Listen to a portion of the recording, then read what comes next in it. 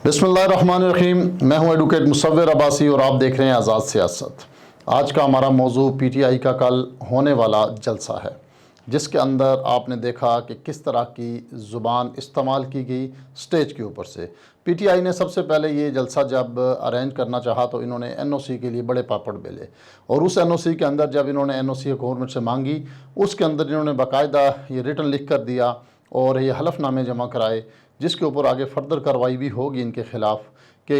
इदारों के ख़िलाफ़ और किसी किस्म की ऐसी ज़ुबान जो है वो इस्तेमाल नहीं की जाएगी। उसके बाद हमने देखा जैसे ही जलसा शुरू हुआ तो खालिद खुर्शीद साहब से बात शुरू हुई, और उसके बाद आगे चलते चलते हमाद असर साहब, और उसके बाद फिर जो है अली अमीन गंडापुर साहब ने भी बहुत ही जो है नाज़ेबा अल्फाज इस्तेमाल किए। बेसिकली पीटीआई के अंदर ये जितने भी लीडरान इस वक्त बने बैठे हैं और ये जो इस वक्त स्टेज के ऊपर आके जिन्होंने इस तरह की ज़ुबान इस्तेमाल की, इसके पीछे एक पूरी जो है वो एक साइंस है, जो कि मैं इस वक्त आज के अपने इस वीलॉग के अंदर अपनी आवाम के सामने रखना चाहूँगा। खालिद खुर्शीद साहब ने कल वहाँ पे स्टेज के ऊपर खड़े होकर ये कहा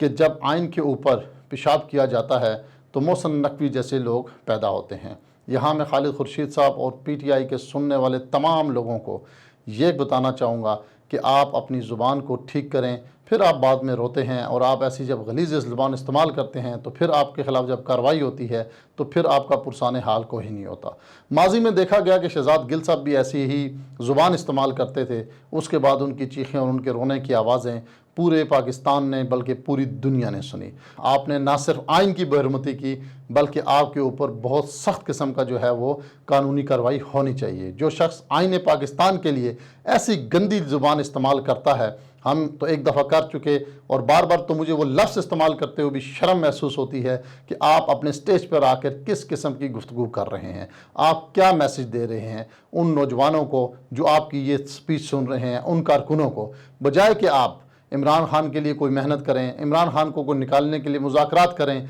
और अपनी आवाम को कोई चीज़ डिलीवर करें, आप आके सिर्फ़ और सिर्फ इदारों के ख़िलाफ़ ऐसी ज़ुबान इस्तेमाल करके अपना कद काठ झूठा बढ़ाने की कोशिश करते हैं। इसके बाद हमने देखा कि वहाँ पर हमाद अज़हर साहब ने भी तकरीर की, और आखिर में सबसे जो बेहुदा ज़ुबान इस्तेमाल की गई स्टेज के ऊपर से, वो जनाब एक सूबे के रिप्रेजेंटेटिव, एक सूबे के लीडर अली अमीन गंडापुर ने वहाँ पे खड़े होकर की। क्या एक लीडर को, एक सूबे के रिप्रेजेंटेटिव को जो इस वक्त पार्टी को के बड़े लीडरों में शामिल हो, उसको ऐसी ज़ुबान इस्तेमाल करनी चाहिए? आपने जब यहाँ पे ज़ुबान इस्तेमाल की और उसके बाद रात को जाके आप कोर कमांडर हाउस में पाँव पकड़ पकड़ कर माफ़िया मांगते रहे, आपको ये बात क्यों नहीं अकल आती कि आप पहले ही ऐसी बातें मत करें? आपके अपने सूबे के अंदर जब आपके ख़िलाफ़ करप्शन की बात हो, आपके ख़िलाफ़ अकबरा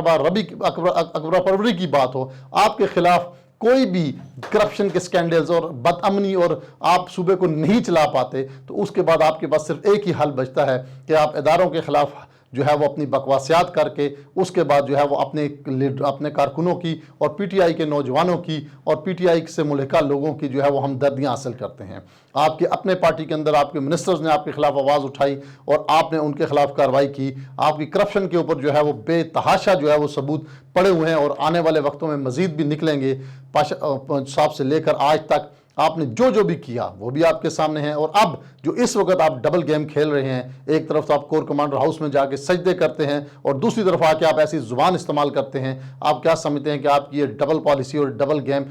लोगों को समझ नहीं आएगी, या पता नहीं चलेगा? आने वाले दिन आपके लिए बहुत ही जो है वो सख्त है। आपने यहाँ खड़े होकर एक बर्क मारी कि मैं 15 दिन के अंदर अंदर इमरान खान को बाहर निकालूंगा। अब ये भी देखना है कि ये आपकी क्रेडिबिलिटी पे कितना ही असरअंदाज होगा। क्या आपके कारकुन इस बात को समझ पाएंगे या नहीं समझ पाएंगे? उनके दिमाग में ये बात आएगी, ये सिर्फ एक डायलॉग है, इससे ज़्यादा कुछ नहीं। उसके बाद आपने कहा मैं लाहौर में जलसा करके दिखाऊंगा, मुझे एनओसी मिले या ना मिले। चैलेंज जनाब ये भी देख लेते हैं। ये वो किसी ने कहा था कि मैदान भी मौजूद है और घोड़ा भी मौजूद है, देखते हैं वो कितना दौर लगा सकता है। यहाँ आपको हुकूमत की तरफ से खुला चैलेंज है कि आप अटक का पुल क्रॉस करके दिखाएं, फिर हम आपके साथ क्या करते हैं। बल्कि एक हुकूमती कारकुन ने तो ये भी कहा कि आप पहले बनी गाला की रोडों पे शहद की बोतल के साथ भाग रहे थे, इसी तरह वज़ीर आला के होते हुए कहीं लाहौर की रोडों पे आपको भागता हुआ ना देखा जाए। تو لہٰذا آپ اپنے صوبے کے مینڈیٹ کو رکھتے ہوئے ایسی زبان استعمال کریں جس پہ آپ کل کھڑے ہو سکیں، وہ بات کریں جس پہ آپ عمل کر سکیں۔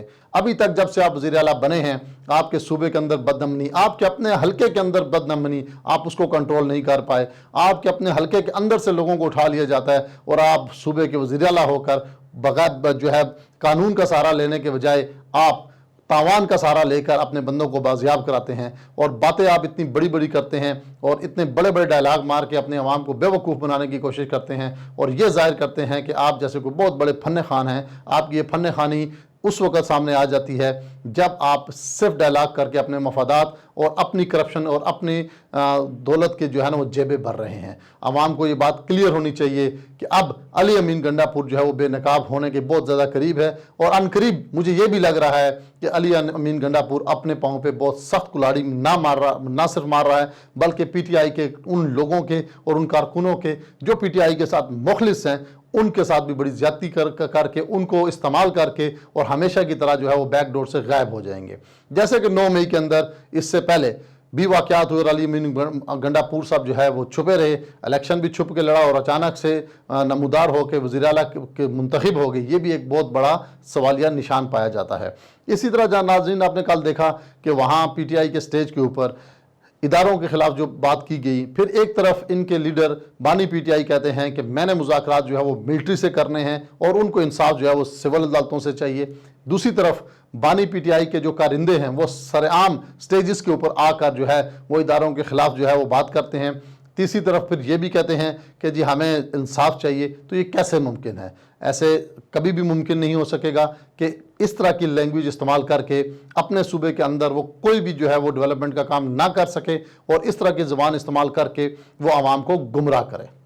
یہاں پہ میں نے ایک اور چیز بھی دیکھی کہ آپ نے صحافیوں کے خلاف ایک بہت گندی زبان استعمال کی اور آپ نے کہا کہ میں کپڑے اتار دوں گا۔ کیا کوئی بھی صحافی جب آپ کے خلاف بات کرے گا، میں صحافی تنظیموں سے بھی گزارش کروں گا کہ وہ علی امین گنڈا پور کی تمام قسم کی جو نشریات ہے اس سے بائیکاٹ کریں۔ یہ کہاں کا انصاف ہے کہ جب کوئی آپ کے خلاف بات کرے؟ یہ کہاں کی تہذیب ہے؟ کوئی تھوڑی سی انسان کے اندر اپنے خاندان کی، اپنے خون کی، اپنے باپ دادا کی جو تربیت ہوتی ہے اس کا بھی کوئی اثر ہوتا ہے، لیکن آپ نے کل وہ سارا کچھ ختم کر کے ایک بازاری زبان استعمال کی اور آپ نے کہا کہ مجرے والی۔ ہمیں تو ایسا لگ رہا تھا کہ یہ پی ٹی آئی کا چیف منسٹر نہیں بلکہ کوئی مجرے کا تماش بین جو ہے وہ وہاں پہ کھڑا ہو کے تقریر کر رہا ہے، جو صحافی عورتوں کے خلاف، جو صحافی لوگوں کے خلاف ایسی گندی زبان استعمال کر رہا ہے، اور اس طرح کے جو ہے وہ الفاظ کی جو ہے نا وہ چناؤ جو ہے یہ کسی مہذب معاشرے میں جو ہے وہ اجازت نہیں دیتے، اور خاص کر جس صوبے کے پی کے سے جہاں پختونوں کا ایک کلچر ہے، آپ کے ڈیرے والوں کا ایک اپنا کلچر ہے۔ مجھے یہ سمجھ نہیں آتی کہ آپ نے یہ کہاں سے الفاظ سیکھے جس کے اوپر جو ہے وہ آپ اس قسم کی گفتگو کرتے ہیں۔ اس کے ساتھ ساتھ میں نے یہ دیکھا کہ آپ نے کہا بنگلہ دیش کو آپ بھول جاؤ گے، بنگلہ دیش کا جو ہے نا وہ ماڈل بنانے کی بات آپ نے کی۔ آپ 9 مئی والے دن جب نکلے تو اس کے بعد آپ کے کارکنوں کو جب گرفتار کیا گیا تو آپ کے لیڈر سمیت سب جو ہے وہ اپنے جو ہے نا کھٹوں کے اندر جو ہے جا کے دڑبوں کے اندر چھپ گئے، اور اس کے بعد آپ کے لیڈر نے بھی اور آپ نے بھی آ کے برملا کہا کہ جنہوں نے 9 مئی کیا، اور آج تک آپ مذمت کر رہے ہیں کہ جنہوں نے 9 مئی کیا ہمارا ان سے کوئی تعلق نہیں۔ تو انقلاب کا ماڈل کی بات آپ بنگلہ دیش کی کرتے ہیں، اس کے لیے جانیں دینی پڑتی ہیں، گولیاں کھانی پڑتی ہیں، خون بہانا پڑتا ہے، تب جا کے جو ہے وہ انقلاب آتا ہے۔ خدا را اس قوم کے اوپر رحم کھائیں اور اس قوم کے بچوں کو، ان قوم کے نوجوانوں کو گمراہی سے بچائیں، ان کو گمراہ مت کریں۔ آپ نے پہلے جتنے لوگوں کو گمراہ کیا، کتنے لوگوں کے گھروں میں جا کے آپ نے داد رسی کی، ہزاروں نوجوان آپ کی انہی باتوں کی وجہ سے گمراہ ہوئے اور انہوں نے پھر جیلیں کاٹی، تکلیفیں دیکھی، مصائب دیکھے، ان کے والدین روتے رہے، پریشان ہوئے، اور آپ میں سے کسی نے بھی ان کا پرسان حال نہ کیا، بلکہ یہاں تک کہ آپ کے لیڈر نے کہا کہ جن نے 9 مئی کیا، اور آپ نے بھی اور کئی لوگوں نے برملا کے کہا کہ جو 9 مئی کے واقعات میں ملوث ہیں ہمارا ان سے کوئی تعلق نہیں۔ تو خدا را اس قوم کے اوپر رحم کھائیے۔ ایسی گفتگو جس کو آپ خود بھی برداشت نہ کر سکیں اور خود جا کے آپ رات کو معافیاں مانگیں، اس سے اجتناب کریں۔ بہت بہت شکریہ۔